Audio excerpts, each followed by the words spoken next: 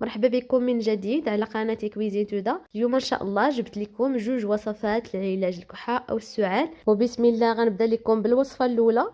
غناخد ليمونة كبيرة كما كتشوفوا، غنقطعها على جوج وغندير النص فوق البوطة ونقص عليه البوطة ونخليه حتى نشوف راه بدا البخار تيطلع منه اولا الفقاعات كما كتلاحظوا في الفيديو.